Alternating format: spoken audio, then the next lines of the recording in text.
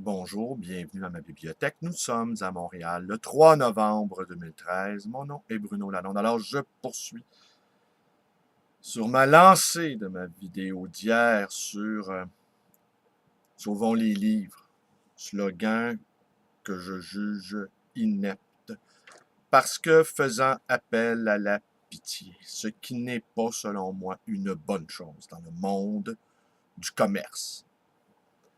Alors, je voudrais revenir aussi en vitesse sur je n'ai peut-être pas assez dit, je n'ai peut-être pas assez insisté sur le caractère outrageant du comportement de Pierre Renaud qui a débarqué dans ma librairie tentant de m'intimider. Un bum. Et je les reconnais bien, les bums. J'ai grandi dans un quartier de bums. Et c'était plutôt déplorable de voir un homme qui avait déjà largement entamé la cinquantaine se comporter comme ça. Je sais, entre autres, ce qui avait provoqué sa, sa crisette, c'est que j'avais été l'objet d'un article assez élogieux dans le journal Le Devoir. Et semble-t-il, des témoins dignes de foi m'ont rapporté qu'il criait dans sa succursale Renaud-Bré Cise, chemin de la Côte des Neiges. On rappellera la faillite de Pierre Renaud, de Renaud-Bré. Une petite faillite, si ma mémoire est bonne, de 10 millions de dollars. Et les créanciers avaient accepté de recevoir 1 million. Ils avaient consenti à effacer 90% de la dette, jugeant que la disparition de Renaud-Bré porterait un coup fatal à la chaîne du livre. Par la suite, le fonds de solidarité de la FTQ est rentré dans la partie. On ne sait si Jocelyn Dupuis s'y trouvait. Et les employés de Renaud-Bré ont été syndiqués, sont devenus syndiqués. Et encore là, je sais de sources très, très, très sûres que beaucoup d'employés, beaucoup de libraires chez Renaud-Bré, ne sont pas contents de leurs conditions de travail, ne sont pas contents du rapport qu'ils ont avec leur patronat et ne sont pas également contents de la façon dont le syndicat a défendu leurs intérêts jusqu'à maintenant. Vous le savez, une grève a débuté et c'est possible que cette grève-là soit dure parce que j'ai bien l'impression que le fils va surjouer le rôle du père. Mais le fils est un héritier. C'est-à-dire, il n'a pas bâti cette entreprise-là de ses mains. Et combien d'héritiers ne s'avèrent pas finalement fatales à l'entreprise? Alors, je réfléchissais à toutes ces choses-là avant d'enregistrer cette vidéo. Oui, les employés de chez Renaud-Bré ne sont pas bien traités et le coup de cœur Renaud-Bré en est une démonstration. Pierre Renaud a déjà déclaré, on peut compter sur lui, un peu comme moi, il dit tout ce qu'il pense. Il engageait même ses employés selon leur signe astrologique. Vous pouvez vérifier. Il y a eu euh, une émission à Radio-Canada qui a parlé de ça sur l'astrologie et lui est un fervent partisan de l'astrologie. Il s'est même reproduit en fonction des signes astrologiques de ses enfants. C'est ce qu'il disait. Donc, Blaise,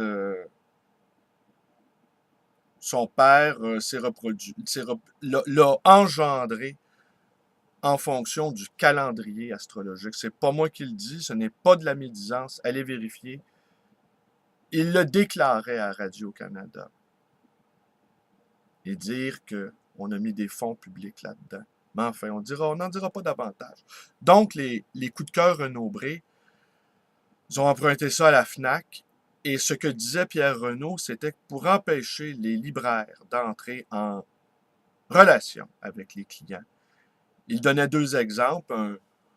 Un libraire qui aurait conseillé à une dame le Marquis de Sade ou Bukowski, ce qui aurait peut-être été inapproprié. Et aussi de passer du temps un 10-15 minutes afin de vendre un livre de poche à 14,95, que c'était du temps perdu. Alors, les coups de cœur sont là pour pas que les libraires entrent en relation avec les clients. Et évidemment, il y a la figure d'autorité, comme une bulle pontificale, l'imprimatur, si vous préférez Renaud-Bré, qui appose son label sur les livres. Et là, on sait également que toutes sortes de considérations financières qui sont entrées en jeu. Des éditeurs font des pressions pour obtenir le fameux imprimatur de la grande chaîne, et patati patata. Mais la vraie raison, c'est que les libraires restent incommunicants. J'ai pris plusieurs notes aujourd'hui, mais sans doute je vais revenir demain. Je vais revenir demain là-dessus. Alors donc, je réfléchissais à tout ça. Et hier, j'ai rencontré un libraire de livres neufs qui, lui, me disait que c'était beaucoup plus difficile de vendre des livres neufs que de vendre des livres d'occasion. Ce qui est totalement faux. Parce que le fonctionnement d'une librairie de livres neufs, bien souvent, consiste à ouvrir et à refermer des boîtes de livres. Les déposer sur les étagères, les déposer sur les tables pendant 3 mois, ce qu'on appelle les offices. Et bien souvent, c'est un office funéraire. Les livres sitôt parus meurent sur les tables et ils sont littéralement exposés comme des cadavres embaumés. Le chaland les dédaigne, parfois se laisse prendre par le dit coup de cœur. Mais bien souvent, les livres retournent aux distributeurs. Et je me plais à l'envie à répéter cette phrase de Laurence d'Arabie pour consoler tous mes amis écrivains, car j'ai beaucoup d'amis écrivains. Et certains d'entre eux, non seulement je les estime comme écrivains, je les estime également comme êtres humains. C'est assez important, ça, ici. Hein? Je ne fréquente pas Dostoïevski, mais bon. Alors, Laurence d'Arabie disait, les livres ne sont pas faits pour être lus, ils sont faits pour être écrits. Alors, à partir du moment qu'un écrivain a décidé de prendre la plume et d'exister, eh bien, c'est le maximum de ce qu'il peut obtenir, selon moi. S'il a des lecteurs, grand bien lui fasse, merci Seigneur. Mais s'il n'en a point ou s'il n'en a que quelques-uns, et parfois nous avons les lecteurs que nous méritons, eh bien, qu'il l'accepte. Alors donc, je réfléchissais à ce libraire qui me disait que c'était plus difficile. Non, non, parce que nous, libraires d'occasion, nous ne traitons pas que des livres de fond, qui sont de plus en plus rares dans les grandes librairies, et nous ne traitons pas non plus que des nouveautés, et nous ne traitons pas non plus que des best-sellers. Nous avons affaire à la totalité des livres ayant existé. Et j'ai fait le petit calcul, je me suis amusé à faire un petit calcul. En 20 ans de métier, j'ai vendu à peu près plus de 200 000 livres. À peu près 200 000 livres. Et il m'en est passé entre les mains, et ça c'est un chiffre conservateur, 100 fois plus. C'est-à-dire 20 millions de livres. Vous vous rendez compte? Ces deux petites mains-là ont tenu entre leurs mains un fleuve. Ils ont glissé entre mes mains 20 millions de livres. Alors, j'en ai intercepté quelques-uns, que vous pouvez voir ici, qui sont là derrière moi. J'en ai intercepté davantage dans ma librairie, 10 fois plus dans ma librairie, pour satisfaire les besoins de mes amis lecteurs. Parce que ça, c'est une autre histoire. Les clients qui fréquentent ma librairie, ce sont des lecteurs. Alors, oui, donc, j'en ai vu des livres. J'en ai vu beaucoup, beaucoup, beaucoup, beaucoup, beaucoup, beaucoup. Je ne cesse d'en voir à tous les jours, on m'en propose. Et quand, surtout dans le cas des auteurs québécois, je vois un livre que je n'ai jamais vu. Alors là, croyez-moi, c'est un événement assez rare. Aussi, je vais vous raconter, je vais conclure là-dessus, je vais revenir demain parce que j'ai encore bien des choses à vous dire. Il y a quelque temps, je l'ai déjà raconté dans une autre vidéo, mais c'est pas grave, je me répète, on le sait, le radotage favorise l'intimité. de mes amis me racontent des choses que j'ai entendues 20 fois. Et avoir la joie avec laquelle ils me racontent ces choses-là, eh bien, je m'en voudrais de leur priver de cette joie-là, de me raconter pour une énième fois l'exploit qu'ils ont accompli ou les faits d'armes qu'ils ont réalisés. Alors, il y a quelques années, 3-4 ans, deux dames rentrent dans ma librairie. Deux dames, près de la soixantaine, ne m'ont pas adressé la parole, sont entrées et se sont campées devant moi. Et l'une dit à l'autre, on va demander à l'ordinateur qui a écrit le Guépard. Alors les deux se retournent vers moi et moi je leur réponds, Lampedusa. Aucune des deux ne m'a dit bonjour, aucune des deux ne m'a remercié. Et les deux, l'autre a dit, tu vois, je te l'avais dit que c'était Lampedusa, et ils s'en sont retournés sans me saluer. C'est quand la dernière fois qu'un libraire vous a dit bonjour quand vous êtes rentré dans une librairie? Moi, pratiquement jamais. Je vais dans toutes les librairies, de livres neufs, d'occasion, des grandes surfaces, des petites surfaces. Je m'attends pas à ce que, quand je rentre chez Walmart, qu'on me salue et qu'on me dise bonjour. En fait, je suis jamais allé chez Walmart. Mais bon, je m'attends pas à ce que, quand je rentre chez Métro, disons, je m'attends pas à ce qu'on me dise bonjour. Mais un minimum de courtoisie, un minimum de civisme dans une librairie, c'est pas trop exigé.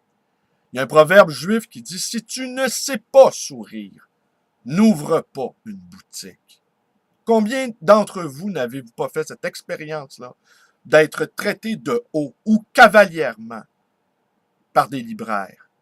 Je veux bien croire qu'ils ne sont pas bien traités, mais le poisson pourrit par la tête.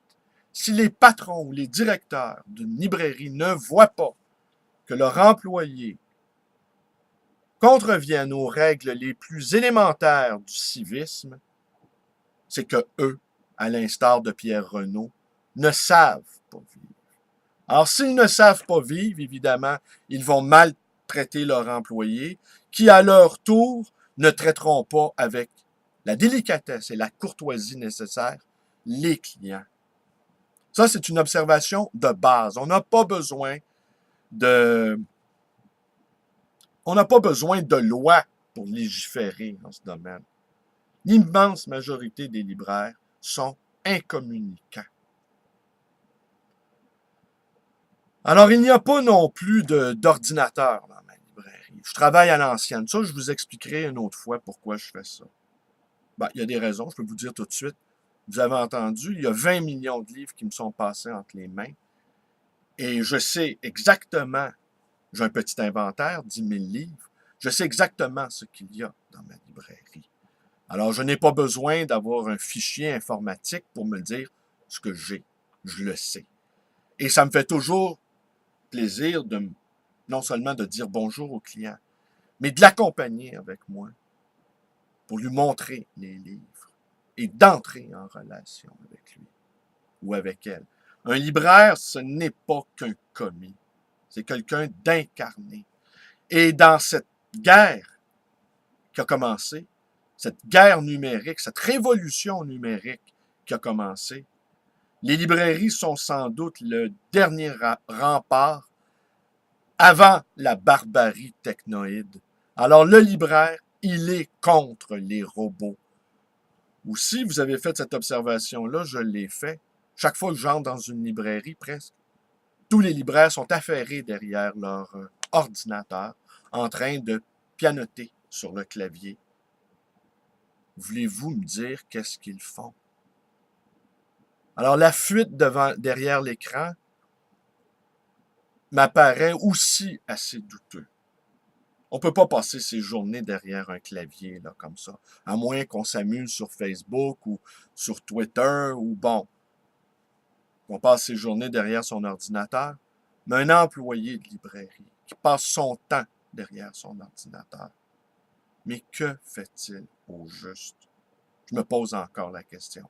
Une autre façon de se réfugier dans une attitude qui est à la fois hautaine et qui relève également de l'autisme. Je vais conclure là-dessus aujourd'hui. Je vais poursuivre demain. Tenez, parce que j'ai pris des notes. Demain, je vais vous parler de la micro-édition. Je vais vous parler également de Marie Laberge et d'Arlette Cousture, qui ont décidé de s'échapper des mailles de l'édition. Je vais conclure en vous disant simplement que oui, je suis pas en faveur de la loi sur le prix unique. Je pense que c'est une mauvaise réponse à une mauvaise analyse. Et par contre, je suis pour les subventions aux éditeurs et je suis également pour la loi qui oblige les commerçants, les libraires, plutôt la loi qui oblige les écoles et les collectivités à acheter leurs livres de librairie dans leur quartier. Mais encore là, il y a des effets pervers à cela. Je vous en reparle demain pour la suite de mes petites aventures de ce libraire excentrique et underground, ainsi que m'a qualifié mon ami Chantal Guy, la borghésienne Chantal Guy. Tous les libraires sont underground. Tous sont des marginaux, sauf la majorité ne s'en sont pas aperçus. Merci et bonne journée. Ma page Facebook, le numéro de téléphone à ma librairie, 514-736-0999. Vous pouvez également me rendre visite. Vous allez voir, je vais vous dire un beau bonjour, à ma librairie d'occasion et d'ancien, le livre voyageur dans le quartier Côte-des-Neiges. Et hier, mon ami Edmond, qui est passé devant les grévistes, en train de faire le pied de grue devant la succursale Renaud-Bré, chemin de la Côte-des-Neiges, leur a lâché un tonitruant. À qui les livres? Edmond, qui est presque sexagénaire, hein, qui se révèle être un esprit de plus en plus séditieux. Et je pense avoir une assez funeste influence sur lui. Mais, regardez la belle montre qu'il m'a donnée, n'est-ce pas? Une belle montre que je porte avec plaisir. J'en profite ici pour le remercier publiquement de cette montre. Je la porte fièrement, Edmond. Et à qui les livres? Merci et bonne journée à tous.